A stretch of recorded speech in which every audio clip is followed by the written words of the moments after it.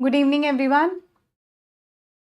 और मैं आज आप लोगों के साथ सबसे पहले तो सिलेबस डिस्कस करूंगी, है ना। बड़ी चर्चा चलती है हमारा कितना सिलेबस रह गया, क्या है क्या नहीं है। तो मैंने सोचा आज क्यों ना हम पहले ना सिलेबस डिस्कस कर लें, उसके बाद हम आगे चलेंगे। तो एक बार क्लास में मैंने कंप्यूटर ऑपरेटर का पिछले हफ्ते में शायद एक क्लास में मैंने कंप्यूटर ऑपरेटर का सिलेबस डिस्कस किया था। आज मैं एएसआई के लिए सिलेबस डिस्कस कर रही हूँ।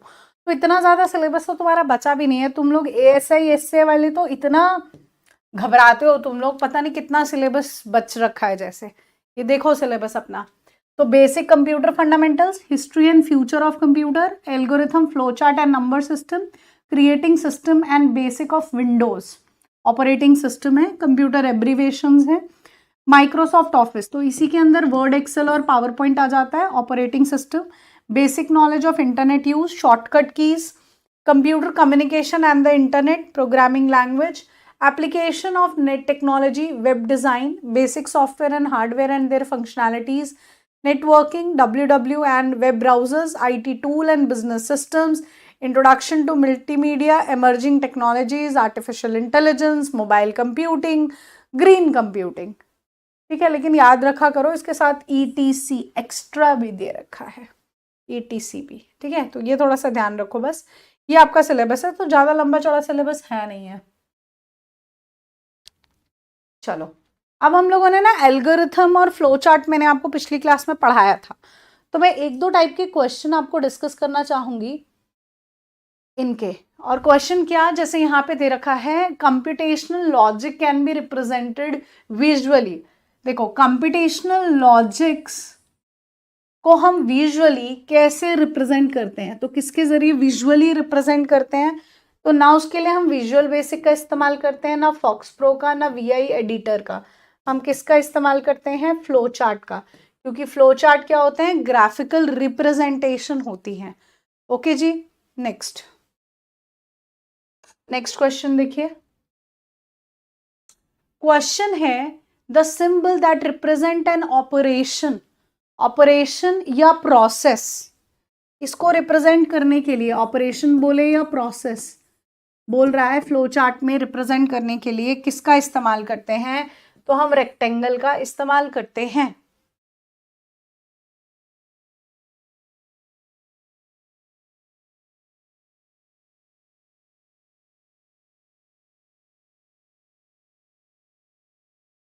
ऑपरेटर वालों का मैंने एक दिन डिस्कस कर दिया था, ठीक है। आज मैंने SI ASI का डिस्कस कर दिया। नेक्स्ट, रेक्टेंगल जो सिंबल है वो रिप्रेजेंट करता है ऑपरेशन को फ्लो चार्ट के अंदर, और रेक्टेंगल सिंबल किसी एक्शन या प्रोसेस को भी रिप्रेजेंट करता है। उसके बाद हम एंटिटी और रिलेशनशिप इनके बारे में आगे पढ़ रहे थे। ओके, एंटिटी रिलेशनशिप इनके बारे में मैंने थोड़ा सा आपको पिछली क्लास में भी डिस्कस किया था कि एंटिटी क्या होता है, किसी भी रियल वर्ल्ड चीज का नाम हो सकता है एंटिटी। ओके, तो एंटिटी क्या होती है, देखो एंटिटी है an object that is stored as data. कोई भी ऑब्जेक्ट जिसको हम डाटा के रूप में स्टोर करते हैं उसको एंटिटी कहा जाता है। जैसे स्टूडेंट, कोर्स या कोई कंपनी, इन्हें हम एंटिटी कहते हैं। अब एट्रीब्यूट क्या है, properties that describe an entity.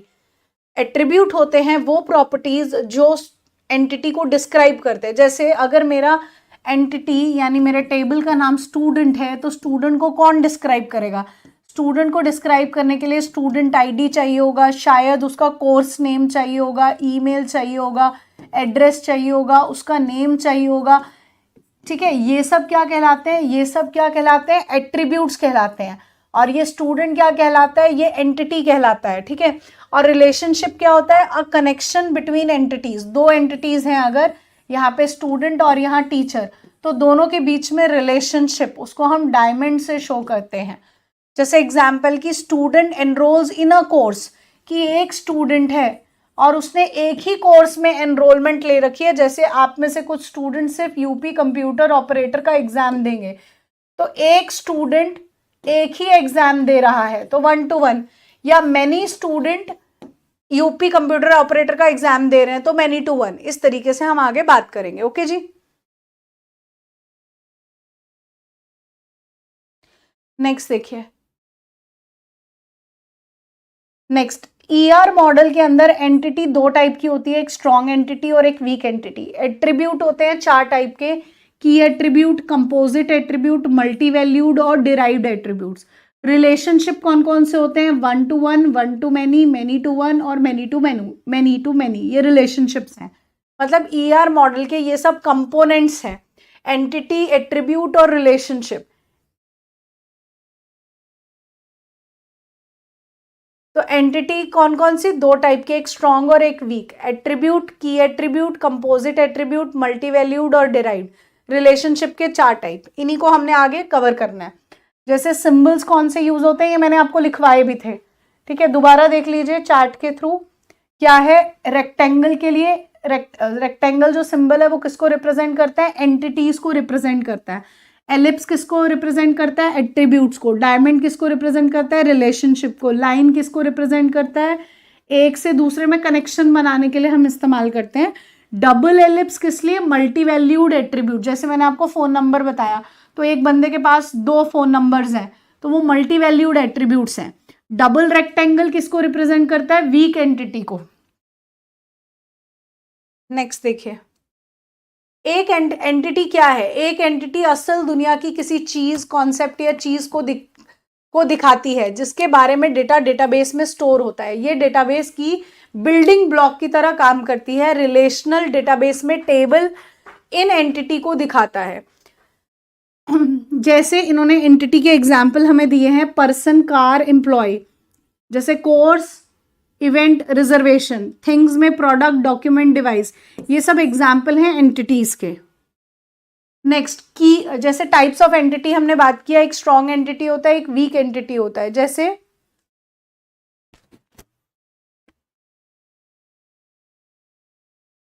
Strong entity क्या है? जैसे किसी ने कहा जिसकी डिपेंडेंसी किसी के ऊपर नहीं है, किसी ने कहा कि ये बहुत स्ट्रॉन्ग वुमेन है, ठीक है, तो इसका मतलब क्या है कि वो किसी पे डिपेंडेंट नहीं है। जब हम वीक एंटिटी की बात करते हैं तो हम कहते हैं अरे यार ये बड़ा वीक है, ये इस पे डिपेंडेंट है। तो वो किस पे डिपेंडेंट होता है? कि उस बंदे की एग्जिस्टेंस स्ट्रॉन्ग एंटिटी पर डिपेंड करती है। ये समझो बात, मैंने क्या कहा? स्ट्रॉन्ग एंटिटी मतलब क्या है? उसकी डिपेंडेंसी किसी के ऊपर नहीं है। मतलब किसी ने कहा ये बंदा यार बड़ा स्ट्रॉन्ग है, ये तो किसी पे डिपेंडेंट नहीं है, ठीक है, ये अपने सारे काम खुद ही कर लेता है, दैट इज स्ट्रॉन्ग एंटिटी। जब हम वीक एंटिटी की बात करते हैं तो हमने कहा यार ये बंदा बड़ा वीक है, ये ना अपने आप कुछ काम नहीं कर पाता, ये इसका सारा का सारा काम ना इसका फ्रेंड करता है। मतलब क्या है? जो वीक एंटिटी वाला बंदा है वो किस पे डिपेंड है? अपने फ्रेंड पर, और वो उसका फ्रेंड कौन होगा? स्ट्रॉन्ग एंटिटी होगा, ठीक है। सुनिए अब, स्ट्रॉन्ग एंटिटी क्या है? A strong entity does not depend on any other entity in the schema.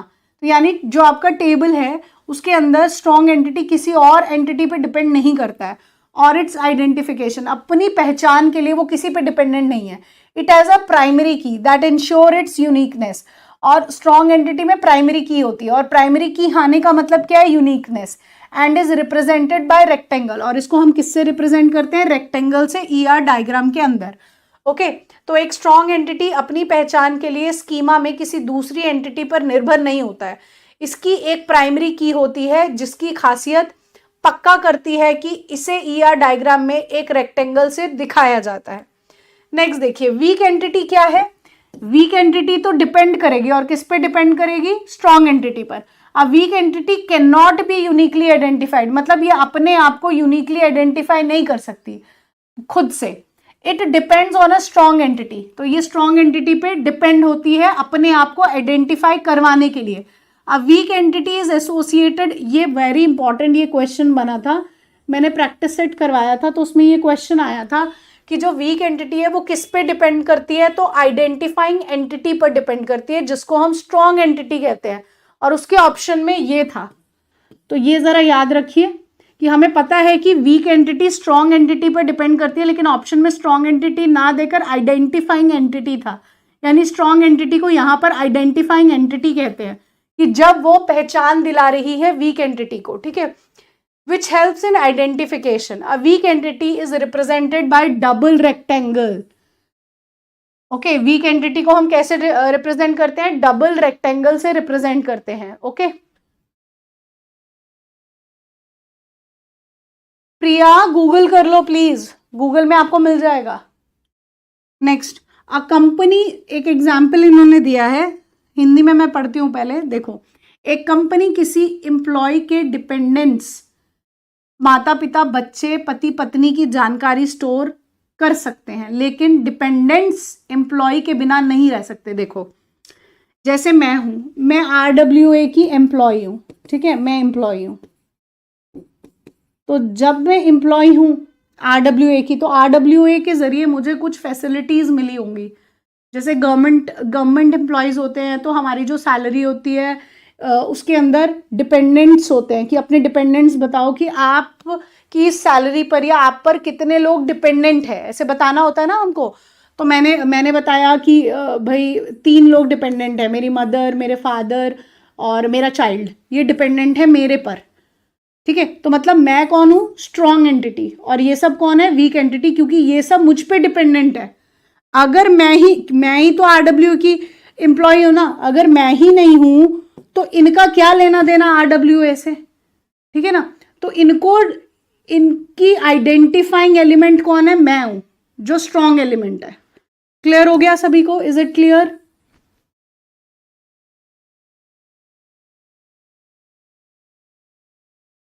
चलो, जैसे यहां पर दे रखा है स्ट्रॉन्ग एंटिटी और वीक एंटिटी। पहली बात, मुझे स्ट्रॉन्ग एंटिटी का पता है कि अगर डायग्राम में हम बात कर रहे हैं तो स्ट्रॉन्ग एंटिटी रेक्टेंगल से रिप्रेजेंट होती है और वीक एंटिटी डबल रेक्टेंगल से रिप्रेजेंट होती है। तो मुझे पता लग रहा है कि कस्टमर जो है वो स्ट्रॉन्ग एंटिटी है और जो लोन है वो वीक एंटिटी है।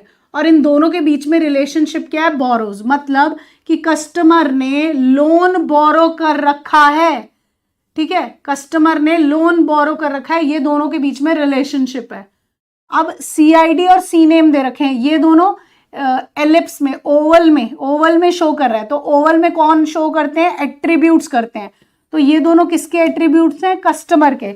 और ये दोनों किसके एट्रीब्यूट्स हैं? लोन के, ठीक है जी। तो ये हमें डायग्राम्स दर्शाते हैं। अगर मेरे सामने इस तरीके का कोई डायग्राम है तो मुझे ये बातें समझ में आ रही है। अगर प्राइमरी की होता, तो अगर जैसे CID है तो ये प्राइमरी की हो सकता है, तो ये अंडरलाइन होता है ऐसे, ठीक है। ये दोनों एट्रीब्यूट्स हैं कस्टमर एंटिटी के, लेकिन अगर ये अंडरलाइन होता तो ये प्राइमरी की होता।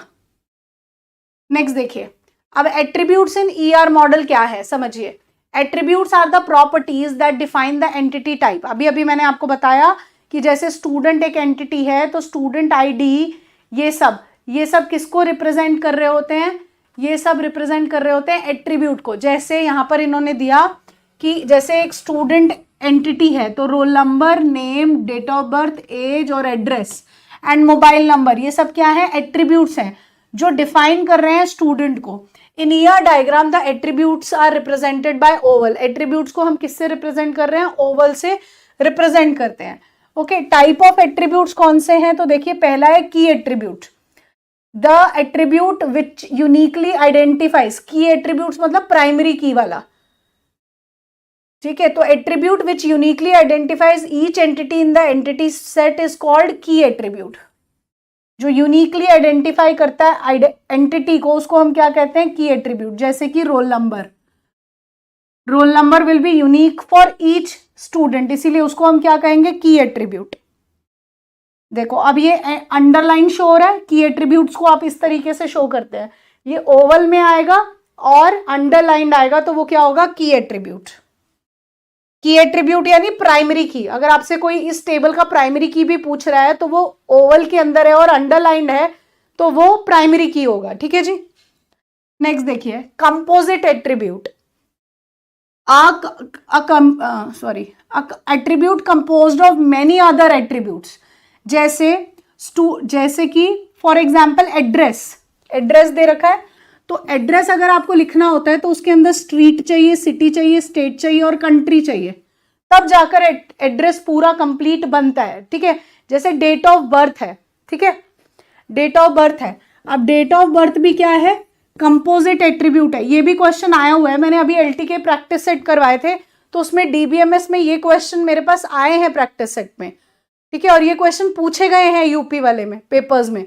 मैं हमेशा क्वेश्चंस वो लाती हूँ जो PYQs होते हैं, इसीलिए इनको ध्यान से सुनो, इनको आया गया मत करना, ये सिंबल्स पूछे जाते हैं। ओके, चलिए सुनिए। डेट ऑफ बर्थ है जैसे, तो डेट ऑफ बर्थ में तुम्हें डे भी चाहिए, उसके बाद तुम्हें ईयर भी चाहिए और मंथ भी चाहिए, तो इसके भी क्या है, मल्टीपल, देखो मल्टीपल चीजें हैं जो डेट ऑफ बर्थ को बता रही है, तो ये क्या कहलाता है, कंपोजिट एट्रीब्यूट्स, मतलब a attribute composed of many other attributes. तो डेट ऑफ बर्थ किससे निकलेगा, 3 और अदर्स एट्रीब्यूट्स को मिलाकर बनेगा, ठीक है, समझ आ रहा है सभी को। नेक्स्ट देखिए, अब दिस देखो, एड्रेस है, एड्रेस एक एट्रीब्यूट है, सॉरी हाँ, एड्रेस एक एट्रीब्यूट है और वो किससे बना है, किन किन मल्टीपल और एट्रीब्यूट से बना है, स्ट्रीट, सिटी, स्टेट और कंट्री से बना है। तो ये किसका एग्जाम्पल है, कंपोजिट एट्रीब्यूट का एग्जाम्पल है।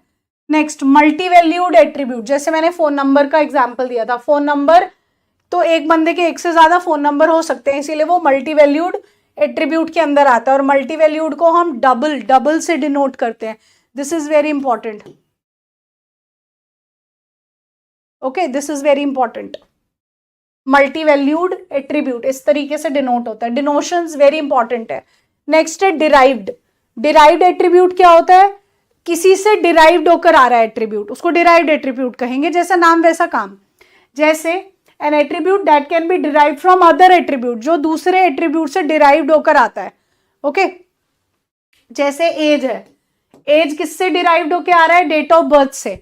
डेट ऑफ बर्थ अगर आप मेंशन करते हो, कई बार फॉर्म्स भरते हो तो आप देखते हो डेट ऑफ बर्थ लिखते ही ऑटोमेटिकली आपका एज निकालकर वो दे देता है, फॉर्म में फिल कर देता है ना, ऐसे।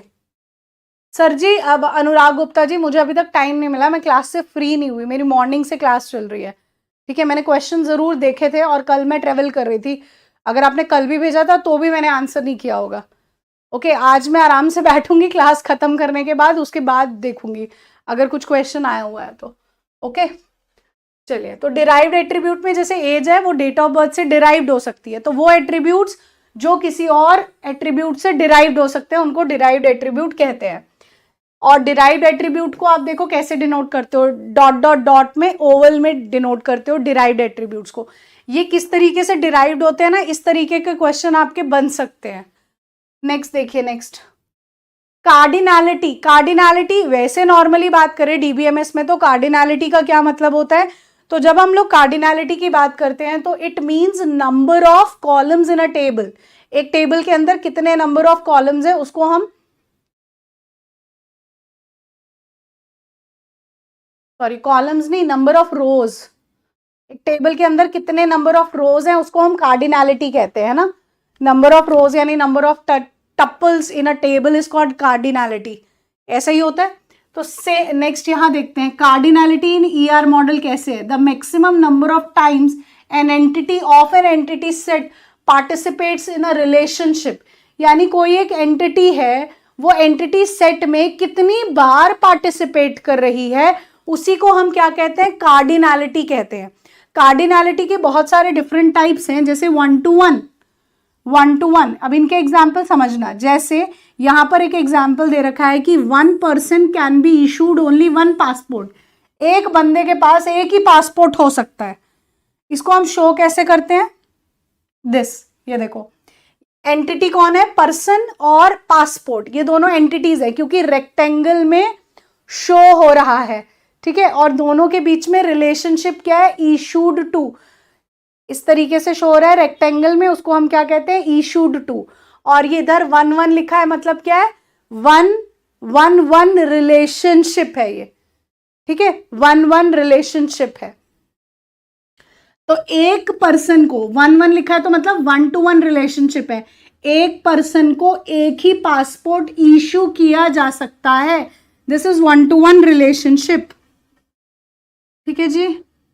जब हर एंटिटी सेट में एक एंटिटी रिलेशनशिप में सिर्फ एक बार हिस्सा ले सकती है तो कार्डिनैलिटी 1 to 1 होती है, कार्डिनैलिटी 1 to 1 होती है। मान लीजिए कि एक व्यक्ति को सिर्फ एक पासपोर्ट जारी किया जा सकता है और एक पासपोर्ट सिर्फ एक व्यक्ति को जारी किया जा सकता है, दोनों बातों में व्यक्ति को भी एक पासपोर्ट दे सकते हैं, एक पासपोर्ट एक ही व्यक्ति का होगा, इस तरीके से।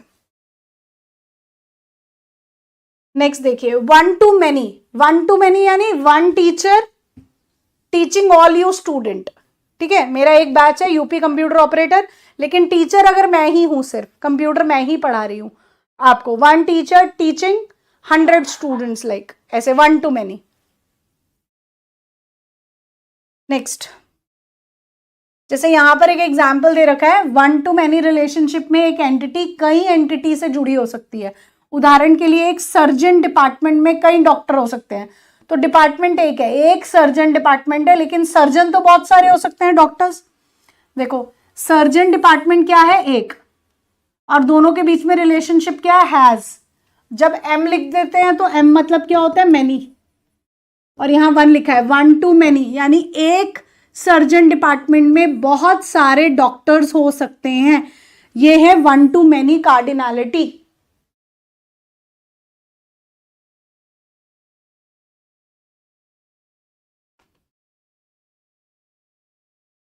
Next is many to one. Many to one में तुम ऐसे कह सकते हो जैसे तुम्हारा कंप्यूटर ऑपरेटर का एक वैकेंसी है, वैकेंसी तो एक है, नहीं वो भी उसमें आता है, और सब्जेक्ट मैनी है, 1 to many हो जाता है ये भी। मैनी टू वन में ऐसे लिख सकते हैं बहुत सारे बच्चों ने एक वैकेंसी के लिए फॉर्म भरा है, तो ये मैनी टू वन में आ सकता है। बहुत सारे बच्चे, स्टूडेंट्स, मैनी स्टूडेंट, और वन पोस्ट की वैकेंसी, तो मैनी टू वन आ सकता है ये रिलेशनशिप। देखो जब एक एंटिटी सेट में, एंटिटीज रिलेशनशिप सेट में सिर्फ एक बार हिस्सा ले सकती है और दूसरी एंटिटी सेट में, एंटिटी रिलेशनशिप सेट में एक से ज्यादा बार हिस्सा ले सकती है, तो कार्डिनैलिटी मैनी टू वन होती है। मान लेते हैं कि एक सर्जन कई सर्जरी कर सकता है, ठीक है, एक सर्जन बहुत सारी सर्जरी कर सकता है, लेकिन एक सर्जरी सिर्फ एक सर्जन करता है। ये देखिए multiple surgery, many to one है ना, बहुत सारी सर्जरीज एक सिंगल सर्जन ने करी होगी, ठीक है, तो बहुत सारी, many surgeries done by single surgeon, तो ये किसके अंदर आ रहा है, मैनी टू वन कार्डिनैलिटी के अंदर। Next is many to many. जब सभी एंटिटी सेट में, एंटिटीज रिलेशनशिप में एक से ज्यादा, मतलब दोनों एंटिटीज एक से ज्यादा बार हिस्सा ले रही हैं, तो उसे हम क्या कहते हैं, मैनी टू मैनी। मान लेते हैं कि एक एम्प्लॉय कई प्रोजेक्ट्स पर काम कर सकता है और हर प्रोजेक्ट पर कई एम्प्लॉय काम कर रहे हैं। देखो एम्प्लॉयज, बहुत सारे एम्प्लॉयज हैं और बहुत सारे प्रोजेक्ट्स हैं, तो बहुत सारे एम्प्लॉयज बहुत सारे प्रोजेक्ट्स पर काम कर रहे हैं, तो ये किस पर आता है, मैनी टू मैनी कार्डिनैलिटी में आता है, ठीक है जी। नेक्स्ट देखिए एसक्यूएल सिलेक्ट, ये मैंने डिस्टिंक्ट कमांड आप लोगों को पढ़ाई थी, अब थोड़ा सा आगे चल रही हूँ, डिस्टिंक्ट कमांड में इसका सिंटैक्स लिख के भी बता रही हूँ, सुनिए। तो एसक्यूएल के अंदर सिलेक्ट डिस्टिंक्ट स्टेटमेंट है, तो ये किस लिए यूज होती है, डुप्लीकेसी हटाने के लिए यूज होती है। तो the select distinct statement is use to retain only distinct values, यानी ओनली यूनिक वैल्यूज आपको शो करेगी, डुप्लीकेसी हटा देती है। इसका सिंटैक्स यानी लिखने का तरीका क्या है, तो आप ऐसे लिखते हो, सिलेक्ट के साथ यूज करते हैं डिस्टिंक्ट को हम, सिलेक्ट डिस्टिंक्ट, और जो भी आपके कॉलम्स हैं उन कॉलम्स का नाम लिख लीजिए, फ्रॉम टेबल का नाम, तो जो डुप्लीकेट वैल्यूज हैं वो सब हट जाएंगी, सिंगल टाइम वैल्यूज आएंगी, तो ये रिमूव करता है डुप्लीकेसी को, रिमूव डुप्लीकेट वैल्यूज।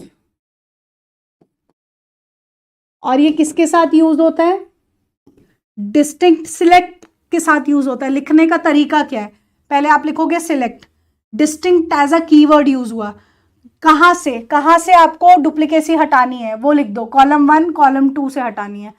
फ्रॉम, कौन सा टेबल का नाम है, स्टूडेंट नाम है सपोज टेबल का, तो ये लिखने का तरीका है।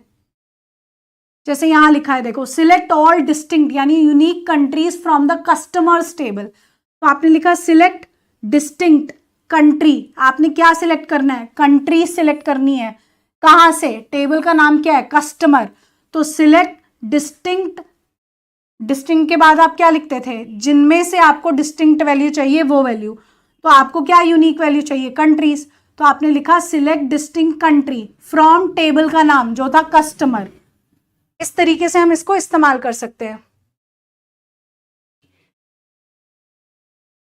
Next order by, order by के बारे में मैंने आपको ऑलरेडी बताया था कि ऑर्डर बाय सॉर्टिंग के लिए इस्तेमाल किया जाता है, सॉर्टिंग के लिए यूज करते हैं ऑर्डर बाय का। तो ऑर्डर बाय कीवर्ड का इस्तेमाल रिजल्ट सेट को बढ़ते या घटते क्रम में सॉर्ट करता है। तो सॉर्टिंग के लिए बढ़ते या घटते क्रम में हमने इसको किया, लेकिन अगर आपको बढ़ते क्रम में करना है तो आपको असेंडिंग ऑर्डर मतलब तो ASC लिखना पड़ता है। ओके, अगर आपको बढ़ते क्रम में लिखना है तब ASC यानी असेंडिंग ऑर्डर में लिखना है, और DESC लिखना होता है घटते क्रम में, यानी डिसेंडिंग के लिए ये यूज करते हैं, असेंडिंग के लिए ये यूज करते हैं। तो देखो कैसे लिखेंगे, सिलेक्ट कॉलम 1 कॉलम 2 जो भी आपके कॉलम्स है वो लिखने के बाद फ्रॉम टेबल का नाम, ऑर्डर बाय, जिनको ऑर्डर बाय करना है वो लिखा आपने, और किस ऑर्डर में करना है ASC या DESC वो लिख सकते हैं। इस तरीके से सिंटैक्स है इसका असेंडिंग ऑर्डर और डिसेंडिंग ऑर्डर के लिए। तो डिसेंडिंग ऑर्डर के लिए भी यूज कीवर्ड DESC। ये देखिए एक एग्जाम्पल है, सॉर्ट द प्रोडक्ट्स, आपको प्रोडक्ट को सॉर्ट करना है from highest to lowest, highest to lowest, यानी DESC लगाओगे डिक्रीजिंग ऑर्डर है ना, बड़े से छोटा घटते क्रम में कर रहे हो आप। तो सिलेक्ट स्टार फ्रॉम प्रोडक्ट्स, ठीक है, सिलेक्ट स्टार फ्रॉम प्रोडक्ट, क्या लिखना था, सिलेक्ट फ्रॉम टेबल का नाम, तो सिलेक्ट स्टार फ्रॉम प्रोडक्ट्स, और ऑर्डर बाय यूज किया किसके लिए, सॉर्टिंग के लिए। तो ऑर्डर बाय किसे करना है, प्राइस को, और किस ऑर्डर में करना है, DESC डिसेंडिंग ऑर्डर में, जो मुझे गिवन था। तो ये मैं आपको सिंटैक्स बता रही हूं। कभी कभी सिंटैक्स पूछ लिया जाता है कि इनमें से कौन सा करेक्ट सिंटैक्स है, लिखने का तरीका है, तो इनको याद रखिए। देखिए group by, the group by statement is used to group rows that have the same values. तो जैसा नाम है वैसे ही काम है, तो ग्रुप बाय तो करेगा ये, लेकिन ग्रुप कैसे करेगा, तो इसका इस्तेमाल होता है ग्रुप करने के लिए रोज को, लेकिन कौन सी रोज को, जिनकी वैल्यूज क्या है, सेम है। जैसे find the number of customers in each country, आपके पास एक स्टेटमेंट दे रखी है कि आपको फाइंड करना है number of customer in each country. तो ये आपके पास सिंटैक्स है ग्रुप बाय का, सिलेक्ट कॉलम 1 जो भी कॉलम्स है आपके, फ्रॉम टेबल वेयर आपकी condition, group by column 1 column 2 order by. वैसे तो ग्रुप बाय से काम चल जाएगा, इन्होंने ऑर्डर बाय भी बीच में इंक्लूड किया है। देखिए अच्छा एग्जाम्पल नहीं आया इसका। तो ये syntax you use with group by, तो जिनके अंदर सिमिलर वैल्यूज हैं, जो रोज में सिमिलर वैल्यूज हैं वो आ जाएंगी आपके पास इससे। नेक्स्ट SQL हैविंग क्लॉज, तो the having clause is use to fit, जैसे हम लोग वेयर क्लॉज यूज करते थे ना, सेम वैसे ही हैविंग है। तो लेकिन हैविंग जो है उसको हम ग्रुप बाय के साथ यूज करते हैं, ग्रुप बाय के साथ हैविंग का यूज होता है, और ये भी फिल्टर लगाती है। जैसे हम लोग सिलेक्ट को वेयर क्लॉज के साथ यूज करते थे, तो जब वेयर क्लॉज लगाते थे तब क्या होता था, एक वेयर क्लॉज लगाते ही कोई कंडीशन देते थे, उस कंडीशन के अकॉर्डिंग ही आपका टेबल में से वो डाटा आ जाता था, कि आपने दिया सिलेक्ट नेम फ्रॉम टेबल का नाम, where roll number equal to 2, जिनका रोल नंबर 2 है उनका नाम आ जाए, तो ये फिल्टर ही होता है ना। तो ऐसे ही आपके पास हैविंग क्लॉज होता है, लेकिन हैविंग क्लॉज किसके साथ यूज होता है, ग्रुप बाय के साथ यूज होता है। और ये भी किस लिए यूज होता है, फिल्टर करता है इंडिविजुअल रो को, लेकिन ग्रुपिंग से पहले करता है वो।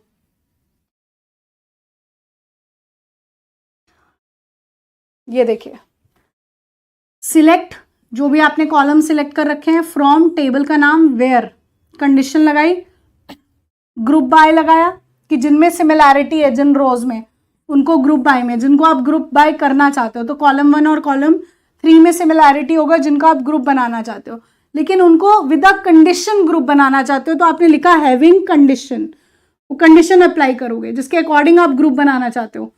ठीक है, आपने कंडीशन में दिया जिनकी सैलरी ग्रेटर देन 5000 हो, तो सिर्फ वही आएंगे ग्रुप के अंदर, बाकी नहीं आएंगे।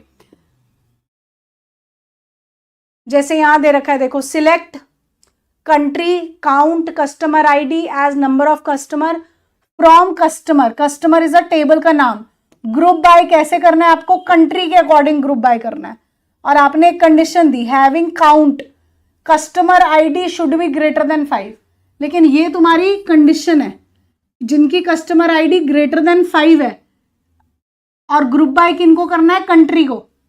ये कंडीशन के अकॉर्डिंग सिमिलैरिटी कहां उठानी है, कंट्री वाले फील्ड में।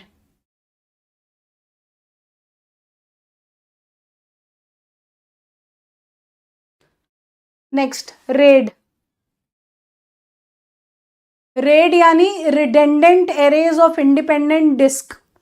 रेड एक टेक्निकल, इसको सुनते चलिए, दिस इज इंपॉर्टेंट, डेफिनेशन से मैचिंग का एक क्वेश्चन आता है, वेरी इंपॉर्टेंट, ऑपरेटर वाले बच्चों के लिए चल रहा है ये, इसीलिए ध्यान से सुनो, अच्छे से सुनो, ठीक है।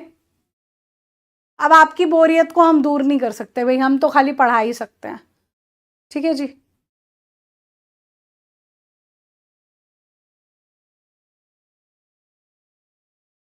चलो सुनो, रेड क्या है, redundant arrays of independent disk. RAID का पहला क्वेश्चन है, इसकी फुल फॉर्म जो है redundant arrays of independent disk, ठीक है। अब रेड क्या करता है कि अगर आपने हार्ड डिस्क में डाटा को स्टोर किया है, आपने स्टोर किया है, अब 2 हार्ड डिस्क में स्टोर किया है, यहां से अगर डाटा लॉस हो गया, क्रैश होगी हार्ड डिस्क, एक क्रैश हो गई, तो दूसरे में पड़ा हुआ है, ठीक है, दूसरे में पड़ा हुआ है, वहां से उठा सकते हो आप।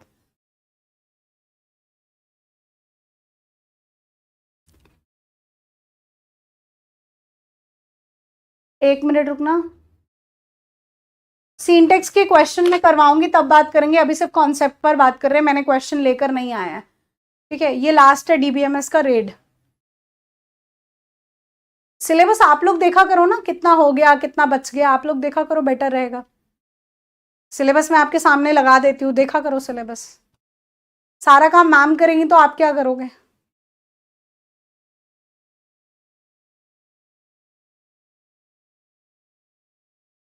क्वेश्चंस के लिए मैं आप लोगों के पास क्वेश्चंस करवाऊंगी इनके, लेकिन अभी सिर्फ कॉन्सेप्ट देख लो, और कुछ करने की जरूरत नहीं है। अगर आप लोगों ने पिछली वाली क्लास में ऑर्डर बाय, ग्रुप बाय पढ़ लिया था कि वो क्या काम करते हैं, तो उसी के अकॉर्डिंग है ये वाला। आगे थोड़ा और डिटेल मैंने इसका ले आया कि जिसके अंदर सिंटेक्स को लेकर मैंने बात की है, ठीक है। चलिए, रेड क्या है, redundant arrays of independent disk, मतलब क्या है देखो, रेड एक ऐसी तकनीक है जो परफॉर्मेंस, डेटा सेफ्टी या दोनों को बेहतर बनाने के लिए कई हार्ड डिस्क या एसएसडी को एक ही सिस्टम से जोड़ती है। अगर एक ड्राइव फेल हो जाती है तो भी दूसरों में डेटा रिकवर किया जा सकता है। इसी बात पर मैं बात कर रही थी कि रेड का क्या मतलब है, कि आपके पास 2 हार्ड डिस्क है, ठीक है, 2 हार्ड डिस्क है, अब एक क्रैश हो गई तो डाटा इसके अंदर भी है, तो डाटा मेरा सेफ पड़ा रहा, दिस इज रेड। सिंटेक्स क्या होता है, syntax is the formula, student syntax is the formula. तो सिंटेक्स को क्या करना होता है, याद करना होता है। मैथ्स में भी तो ऐसे ही करते हो, मैथ्स में क्या बोलते हो, दिस इज द फॉर्मूला, और उनको याद करना होता है। सेम ऐसे ही यहाँ पे कंप्यूटर में भी तो सिंटेक्स है। कंप्यूटर वाले बच्चे हो तुम लोग, कुछ तो ओ लेवल तक भी पढ़ के आए हो, तो वहां पर भी देखा होगा आपने सिंटेक्स है, तो सिंटेक्स को क्या कहते हैं मैम, याद कर लो, राइट। तो बस उनको भी याद करो कि उसका तरीका ऐसे लिखा जाता है वो। नेक्स्ट,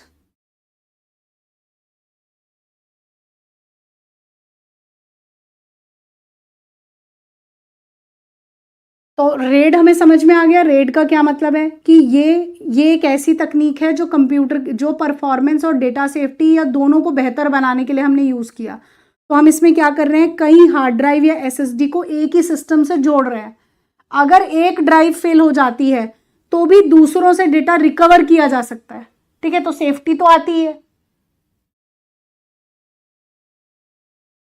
नेक्स्ट देखो, अब रेड काम कैसे करता है, यहीं से हमारे क्वेश्चन बनते हैं, रेड 1, रेड 5, रेड 6, इनसे, तो ये ध्यान से सुनना। रेड कैसे काम करता है, रेड का मतलब क्या है, redundant array of independent disk में डेटा सिर्फ एक हार्ड ड्राइव पर स्टोर नहीं होता बल्कि कई ड्राइव्स में बांटा जाता है। ये बात तो अभी अभी हमने डेफिनेशन में भी पढ़ी, ठीक है। डेफिनेशन में क्या पढ़ा हमने, अखिलेश जी जो पढ़ा रही हूँ ना उसको पढ़ लो, ठीक है, फालतू में आगे आगे मत भागा करो, जो पढ़ा रही हूँ उसको पढ़ लो।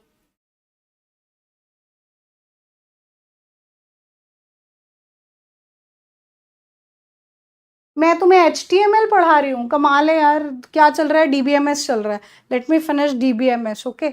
उसके बाद बाद में बात करना, अननेसेसरी इररिलेवेंट मत छेड़ा करो चीज़ें, आराम से पढ़ लो जो चल रहा है, जो टॉपिक है वो हो जाएंगे। अभी तक मैंने ऐसा नहीं कहा कि योर सिलेबस इज फिनिश्ड, नहीं कहा ना, तो बस सिलेबस चल रहा है, इसीलिए आराम से पढ़ते रहो जो चल रहा है। सुनिए, तो रेड क्या है, redundant array of dependency disk. तो इसमें हमने क्या किया है कि यहाँ पर डेटा सिर्फ एक हार्ड ड्राइव पर स्टोर नहीं है, तो यहाँ पर कई ड्राइव में इस डाटा को स्टोर किया गया है। एक के क्रैश होने पर दूसरा हम उठा लेते हैं डाटा, इसलिए। नेक्स्ट, डेटा को छोटे ब्लॉक में बांटा जाता है। काम सुनो कैसे हो रहा है। डेटा को हम छोटे छोटे ब्लॉक में बांट देते हैं, जैसे किसी फाइल को चंक में बांटना। तो हमारा जो डाटा है हमने पूरी तरीके से एक जगह पर स्टोर नहीं किया है, हमने उनको छोटे छोटे भागों में बांट दिया है, और ये ब्लॉक पैरेलल में कई ड्राइव में लिखे जाते हैं। और ये जो छोटे छोटे पार्ट्स हैं इनको हम पैरेलली बहुत सारे ड्राइव्स में लिखते हैं, जिसकी वजह से ये हर ड्राइव में जा रहा है डाटा, और एक के क्रैश होने पर दूसरे से डाटा हम उठा सकते हैं। रेड 1 का मतलब क्या होता है, मिररिंग, वेरी इंपॉर्टेंट। डेटा की एकदम सही कॉपी दूसरी ड्राइव पर रखी जाती है। तो जब हम रेड 1 की बात कर रहे हैं तो इसका मतलब क्या है, मिररिंग। मिररिंग में, मिरर में जब हम देखते हैं तो हम खुद को ही देखते हैं, ठीक है, तो हम एग्जैक्टली अपने आप को देख रहे हैं मिरर के अंदर। तो रेड 1 में भी वही है, मिररिंग, मतलब डेटा को एकदम सही कॉपी, डेटा की जो बिल्कुल एग्जैक्ट कॉपी है उसी को दूसरी ड्राइव में रखा जाता है। ओके, नेक्स्ट है पैरिटी, यानी रेड 5 रेड 6। रेड 5 और रेड 6 को हम क्या बोलते हैं, पैरिटी, यानी फेल होने पर डाटा रिकवरी के लिए एक कैलकुलेटेड वैल्यू स्टोर की जाती है। देखो, ऐसा चांसेस है कि हमारा डेटा की रिकवरी फेल हो सकती है, कि हम डाटा को रिकवरी ना कर पाए, ऐसा भी हो सकता है। तो हमारे पास ना एक पैरिटी बिट होती है, data error detection and correction के लिए हम यूज करते हैं, पैरिटी बिट बोलते हैं हम इस चीज को। तो अगर फेल होने पर डाटा रिकवरी के लिए, अगर हमारा फेल हो गया डाटा, काम नहीं कर रहा, तो हमें डेटा को रिकवर करना है, तो उसके लिए एक कैलकुलेटेड वैल्यू, जिसको हम पैरिटी ब्लॉक कहते हैं, उसे स्टोर की जाती है, जिस पैरिटी ब्लॉक से हम डेटा को रिकवर कर सकते हैं। एक है फॉल्ट टॉलरेंस। फॉल्ट टॉलरेंस क्या है, अगर एक ड्राइव फेल हो जाती है तो रेड मिसिंग डेटा को रिकंस्ट्रक्ट करने के लिए रिडेंडेंट डाटा का इस्तेमाल करता है। तो देखो, अगर ड्राइव फेल हो गई, क्रैश हो गई एक ड्राइव, तब आप डाटा को कैसे उठाओगे, ये भी तो बात है। तो अगर एक ड्राइव फेल हो गई जिसके अंदर हमारा डाटा था, तो रेड क्या करता है, जो डाटा मिस हो गया, मिसिंग डेटा को रिकंस्ट्रक्ट करने के लिए रिडेंडेंट डाटा का इस्तेमाल करता है। तो एक चीज और आ गई कि फॉल्ट टॉलरेंस के अंदर अगर डिस्क फेल हो जाती है, तब रेड मिसिंग डेटा, जो मिस हो गया डेटा, उसको दोबारा से रिकवर करने के लिए रिडेंडेंट डाटा का इस्तेमाल करता है।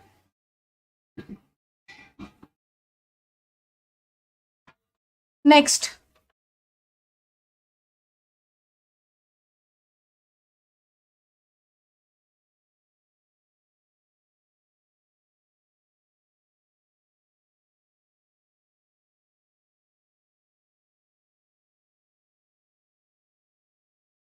ये आपका क्वेश्चन है, ये देखिए जरा, क्वेश्चन दिख रहा है सभी को, क्वेश्चन आराम से पढ़ना जरा।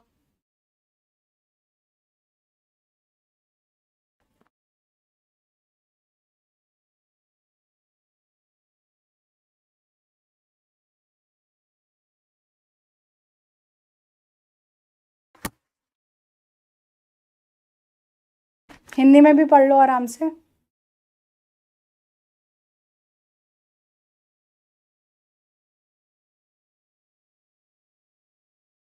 ठीक है, इस तरीके के क्वेश्चन पर हम लोगों ने बात करनी है। देखो, रेड 1 लेवल में क्या होता है, डिस्क मिररिंग का काम होता है, जो मैंने अभी अभी आपको पढ़ाया, ठीक है।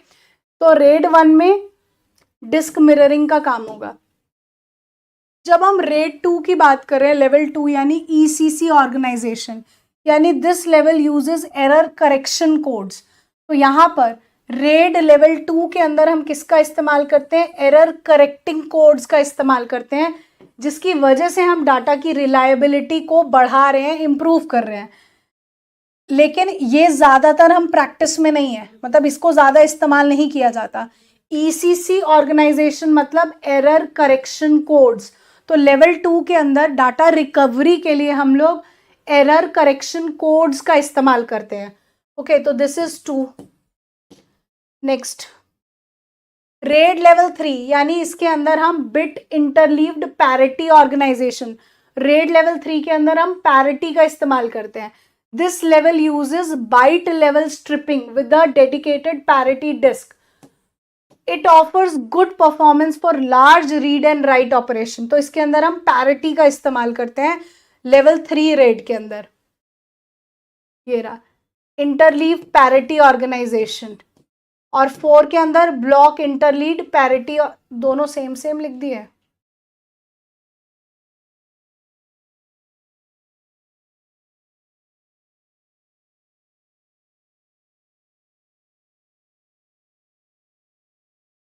Okay, level 3 level 4। Okay, level 3 के अंदर बिट इंटरलीव्ड पैरिटी है और लेवल 4 के अंदर ब्लॉक इंटरलीव्ड पैरिटी है। इसके मैं की पॉइंट्स भी आपको देती हूँ। बिट एंड बाइट का डिफरेंस था ब्लॉक का लेवल 4 में। दिस इज आपका 4th वन। अगर तुम पूछो ना मैम ये कहाँ का क्वेश्चन है, तो ये यूजीसी का क्वेश्चन है। अगर मैं बात करूँ तो तुम कहोगे हम लोग तो नॉर्मल पेपर वाले, इतना डिफिकल्ट क्यों क्वेश्चन? क्योंकि रेड का क्वेश्चन ये सबसे इंपॉर्टेंट क्वेश्चन होता है। तो इन पे जो की पॉइंट्स हैं वो भी देख लीजिए। ये आपके की रेड कॉन्सेप्ट्स हैं इंपॉर्टेंट। देखो, data striping performance, parallel read write operation को इनेबल करने के लिए कई डिस्क में डाटा को रखना, इसी को हम रेड कहते हैं।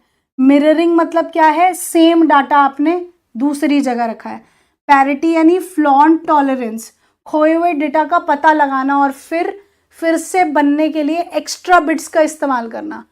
अब पैरिटी का मतलब क्या है? जब आप पैरिटी वर्ड यूज कर रहे हो तब, यानी फॉल्ट टॉलरेंस, सबसे पहले हम ये देखते हैं कि कौन से बिट्स खो गए हैं, उनका पता लगाते हैं, ठीक है, और फिर से बनने के लिए एक्स्ट्रा बिट्स का इस्तेमाल करते हैं, जो आमतौर पर किस में आता है? देखो, रेड 5 के अंदर। तो रेड 5 के अंदर हम एक्स्ट्रा बिट्स का इस्तेमाल करते हैं और पैरिटी का इस्तेमाल करते हैं, यानी फॉल्ट टॉलरेंस। ये कुछ पॉइंट्स है, जैसे अभी रेड 5 का आया था, तो रेड 5 के अंदर हम एक्स्ट्रा बिट्स का इस्तेमाल करते हैं। ओके, और पैरिटी ही यूज होता है। नेक्स्ट, रेड 0, रेड 1, रेड 5 और रेड 6। रेड 0 को स्ट्रिपिंग कह रहे हैं, रेड 1 यानी मिररिंग, रेड 5 यानी स्ट्रिपिंग विद प्रायोरिटी और रेड 6 यानी डबल प्रायोरिटी।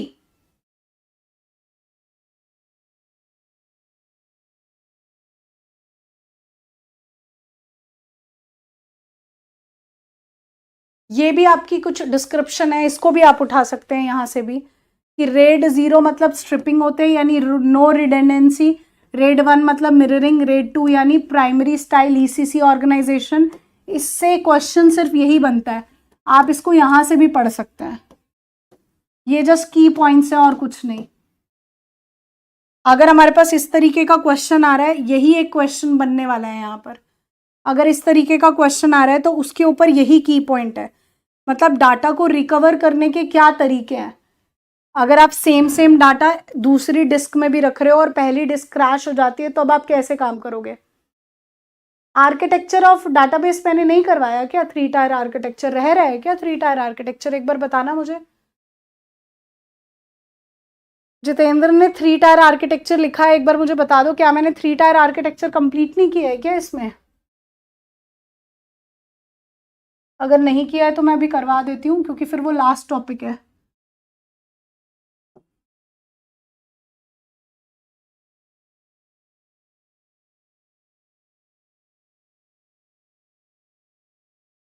कमेंट करना एक बार फटाफट से प्लीज मुझे, आर्किटेक्चर ऑफ डाटाबेस नहीं हुआ है क्या?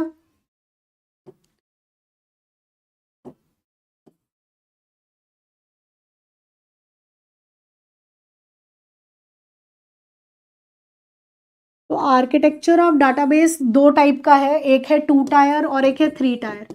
जो 2 टायर है, 2 टायर मतलब नहीं हुआ, ठीक है, कर लो फिर। 2 टायर और 3 टायर। 2 टायर का मतलब क्या होता है? 2 लेवल्स। 3 टायर का मतलब है 3 लेवल्स, ठीक है। 2 टायर का मतलब 2 लेवल्स, 3 टायर का मतलब है 3 लेवल्स। आजकल जो हम यूज कर रहे हैं that is 3 tyre, not 2 tyre. तो पहले 2 टायर की बात करते हैं जो हम पहले इस्तेमाल करते थे। तो 2 टायर में ये सब कौन है? These are the customers, these are the clients. ये क्लाइंट्स हैं C1, C2 और C3।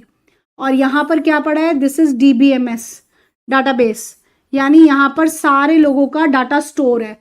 अब कस्टमर्स और जो रिकॉर्ड है उनके बीच में डायरेक्ट कनेक्शन है। तो अगर रिकॉर्ड और डाटाबेस दोनों के बीच में डायरेक्ट कनेक्शन है तो क्या होगा बताओ? अगर इन दोनों के बीच में डायरेक्ट कनेक्शन है तो कस्टमर अपने आप जाएगा, किसी बहुत सारे लोगों का डाटा पड़ा हुआ है, रिकॉर्ड पड़ा है, उनको अपने आप एक्सेस करेगा क्योंकि डायरेक्ट कनेक्शन है ना। और अगर एक बंदे की बात आपको पूरी करनी है तो उसके लिए समय भी बहुत लगने वाला है क्योंकि बीच में कोई बैठा नहीं है जो इनमें से फाइलों को ढूंढ कर दे। ठीक है, जैसे आप किसी लाइब्रेरी में चले गए और 10 लोग बाहर लाइन लगा के खड़े हैं और लाइब्रेरी में कोई बंदा नहीं बैठा रखा, तुम्हें अपने आप जाना है और कोई बुक जो ढूंढ रहे हो वो उठाकर लेकर आनी है। अगर वो प्रॉपरली मैनेज नहीं है या तुम पहली बार लाइब्रेरी में घुसे हो तब तुम्हें हर जगह पर वो टैग पढ़ना पड़ेगा कि मैथ्स की बुक कहाँ है, साइंस की बुक्स कहाँ है, हिंदी की बुक्स कहाँ है। तो तुम्हें थोड़ा सा तो घूमना पड़ेगा। लेकिन अगर बीच में कोई लाइब्रेरी मैनेजमेंट वाला बंदा बैठा होता तो वो बता देता, अरे वहां चले जाओ, वहां हिंदी की बुक है और वहां से ढूंढ कर ले आना। ठीक है, ये काम आसान हो जाता। ओके, तो अब इन दोनों के बीच में कोई भी नहीं है तो डायरेक्ट कनेक्शन होने से क्या होता है? सिक्योरिटी एक इशू है कि तुम्हें एक खुले रूम में छोड़ दिया गया, सबके रिकॉर्ड्स पड़े हैं, कहा अपने आप एक्सेस कर लो। अपने आप एक्सेस कर लो तो तुम्हें तुम्हारी फाइल नहीं मिली है, लेकिन अपने दोस्त की मिली है तो तुम अपने दोस्त की उठाकर लेकर चले जाओगे फाइल्स। तो सिक्योरिटी एक इशू है। तो इसे हम क्या कहते हैं? ये आपका डाटाबेस सर्वर है। डाटाबेस में सभी के रिकॉर्ड्स पड़े होते हैं तो इसे हम बोलते हैं क्लाइंट सर्वर। इसे क्लाइंट सर्वर मॉडल कहा जाता है।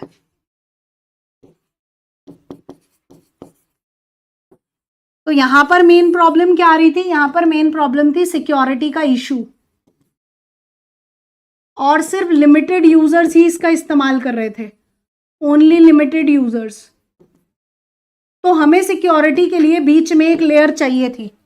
तो हम कहाँ आए? 3 टायर पर, 3 लेवल पर। ठीक है, तो हम बीच में एक लेयर लेकर आए। ये तो हमारा था ही डेटाबेस सर्वर जिसको हम इंटरनल लेवल कहते हैं। ये डाटाबेस सर्वर है और इसको हम क्या कहते हैं? Internal level, physical level, internal या फिजिकल लेवल, जहां पर सभी के रिकॉर्ड्स पड़े हैं। ये आपका कॉन्सेप्चुअल लेवल है, कॉन्सेप्चुअल या बिजनेस लेवल कहते हैं।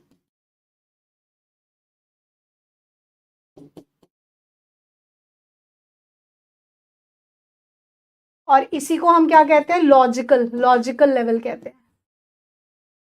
और ये आपके कस्टमर्स हैं और इसको हम कहते हैं एक्सटर्नल व्यू।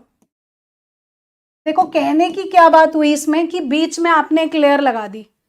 ठीक है, आप ऐसा समझिए कि जैसे अब इस लेयर के बीच में होने से मुझे क्या समझ में आ रहा है? मुझे ये समझ में आता है कि कस्टमर के लिए सिर्फ कॉन्सेप्चुअल लेयर है, उनको डेटाबेस सर्वर से कुछ लेना देना नहीं है और डेटाबेस सर्वर को कस्टमर से कुछ लेना देना नहीं है, इसके लिए भी कॉन्सेप्चुअल लेयर है।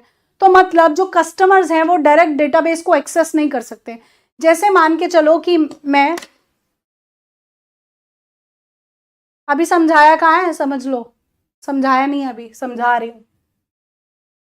इतना ही समझना है और इतना ही लिखना है। अब सुनो, जैसे मान के चलो मैं SBI बैंक अकाउंट होल्डर हूं। ठीक है, तो मैं क्या हूं? कस्टमर हूं। तो अकेली कस्टमर मैं नहीं हूं, बहुत सारे कस्टमर्स हैं SBI के, तो सबकी डिटेल्स डाटाबेस सर्वर में होगी। ओके, तो मेरे को कैश कराना है चेक, तो मैं चेक लेकर बैंक जा रही हूं, तो जहां पैसे पड़े हैं वहां डायरेक्ट जाकर मैं पैसे नहीं उठाकर ला सकती। मैं किसके पास जाती हूँ? कैशियर के पास जाती हूँ। मेरे लिए डाटाबेस सर्वर से कुछ लेना देना नहीं है क्योंकि मुझे ऐसा लगता है कि मैं इकलौती कस्टमर हूँ, उसके जैसे काम करती हूँ। हर किसी को यूनिकली ही माना जाता है, तो हमें नहीं पता चलता कि और भी लोग उसका इस्तेमाल कर रहे हैं। ठीक है, तो मैं किसके पास जाती हूँ? मैं कैशियर के पास जाती हूँ। तो कैशियर क्या करता है? कैशियर के लिए मैं हूँ। ठीक है, उसने मेरा चेक लिया। ठीक है, उसके बाद वो क्या करता है? अपने PC में वो डेटाबेस सर्वर में सभी लोगों में से मेरे अकाउंट को चेक करता है, ठीक है, अकाउंट को चेक करता है कि मैं ही हूं या नहीं हूं, तो मैं ही थी, मेरा साइन वाइन था, ठीक है, तो सब में से मुझे चेक किया, ओके है, और मैंने उसमें लिखा मेरे को 10,000 रुपए चाहिए, मेरे अकाउंट में 50 पड़े थे, तो उसने 50 मुझे दे दिए और बाकी के 40 सेव करके रख लिए, तो यानी मेरा डायरेक्ट एक्सेस नहीं हुआ, तो सिक्योरिटी तो बनी रही, और अगर मैं कैशियर के थ्रू एक्सेस कर रही थी तो बाकी लोग भी एक्सेस कर सकते हैं, तो यानी unlimited users can access at the same time, ठीक है, यानी अनलिमिटेड यूजर एक्सेस कर पा रहे हैं, और क्या हो रहा है, और यहां पर एक तो बात हो गई कि अनलिमिटेड यूजर्स हैं,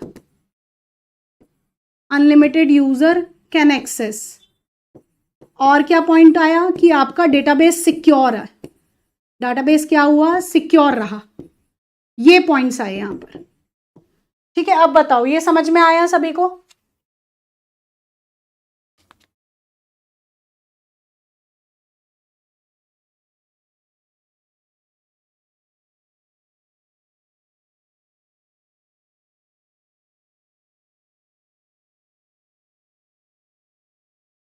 बताइए।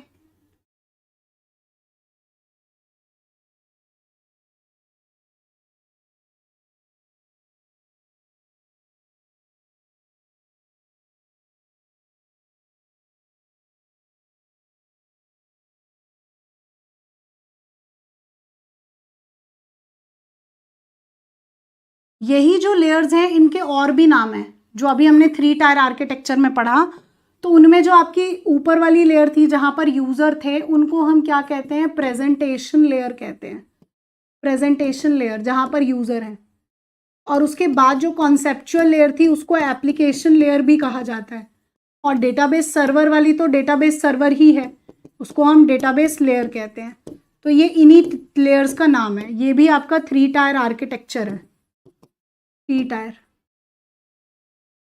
ठीक है जी। अभी मैं लिख रही हूँ, तुम लोगों को ना ऐसे आदत पड़ जाती है कि भाई मैम हैंड रिटन ही पढ़ाए, हैंड रिटन ही पढ़ाए, ऐसे पड़ जाता है तुम लोगों को।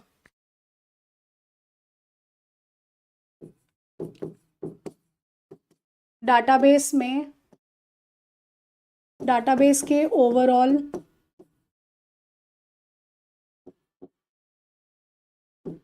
डिजाइन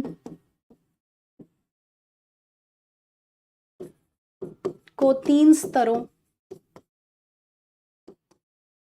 कौन कौन से, एक्सटर्नल, कॉन्सेप्चुअल और इंटरनल में विभाजित किया गया है,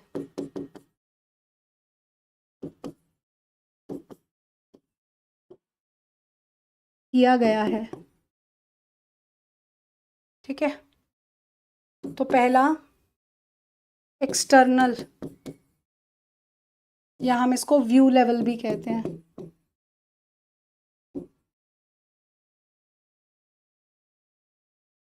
यूजर के सबसे नजदीक, सबसे नजदीक जहां यूजर बैठा है वो लेयर है, यह परिभाषित करता है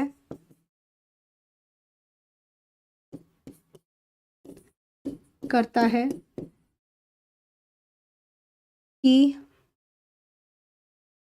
उपयोगकर्ता यानी यूजर डाटा को कैसे देखेगा, डाटा को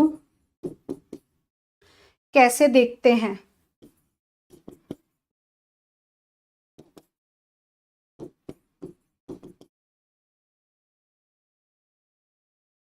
अलग अलग यूजर्स को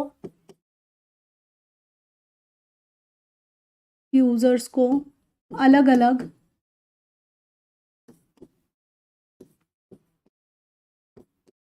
व्यू हो सकता है, मतलब अलग अलग यूजर्स हैं तो वो अलग अलग व्यू में देख सकते हैं। नेक्स्ट आता है आपका कॉन्सेप्चुअल यानी लॉजिकल व्यू,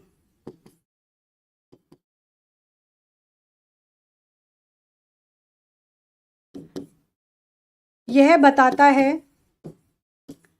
कि डेटा स्टोर है और डेटा के बीच क्या संबंध है, कि डेटाबेस में डेटा कैसे स्टोर है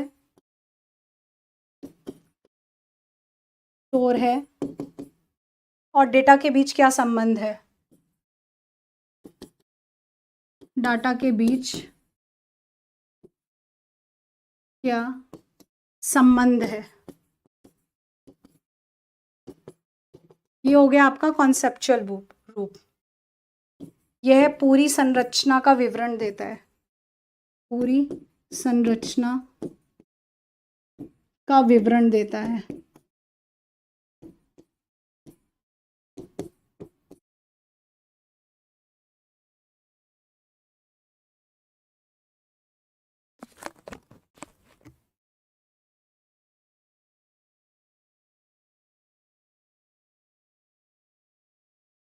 लिख तो दिया, लिख तो दिया भाई।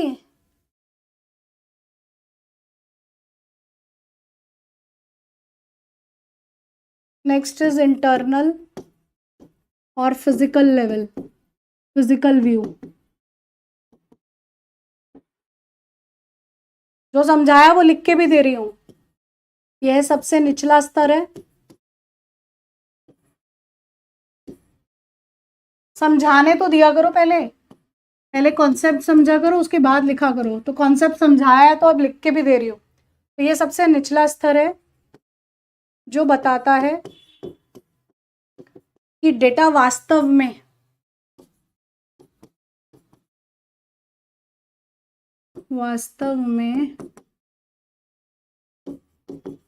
स्टोरेज डिवाइसेस यानी डिस्क में कैसे संग्रहित है। यह डेटा के भंडारण,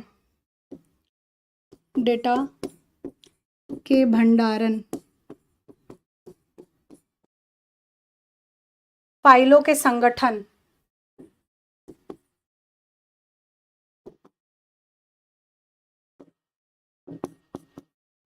और इंडेक्सिंग के विवरण को संभालता है। इंडेक्सिंग के विवरण को संभालता है।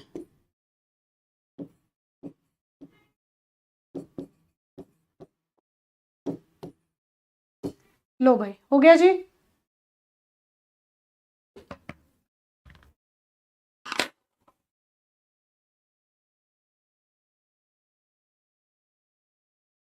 अब डीबीएमएस फिनिश है।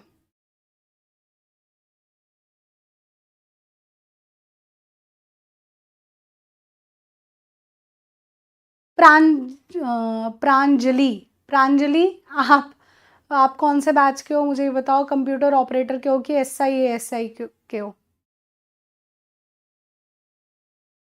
या ये कोई एक्सेल नहीं है जो हमें बताना है कि एक टेबल में कितने नंबर ऑफ रोज होते हैं। ओके खुशी सिंह जी,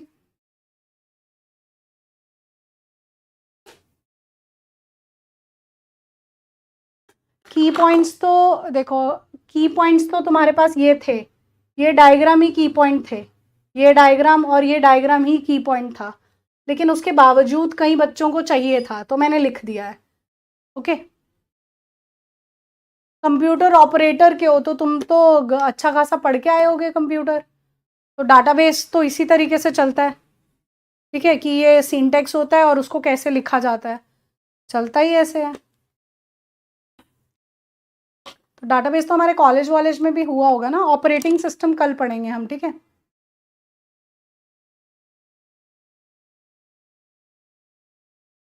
सीनू, मुझे इस टॉपिक से कोई क्वेश्चन देखा नहीं है।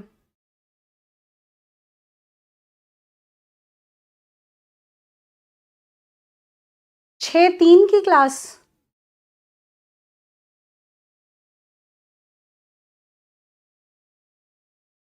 ठीक है, मैं देखती हूँ। Okay, thank you everyone.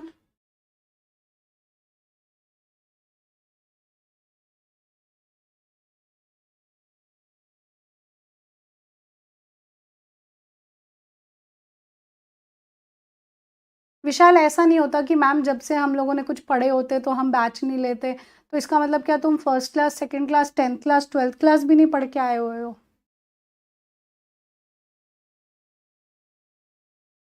मतलब ये होता है।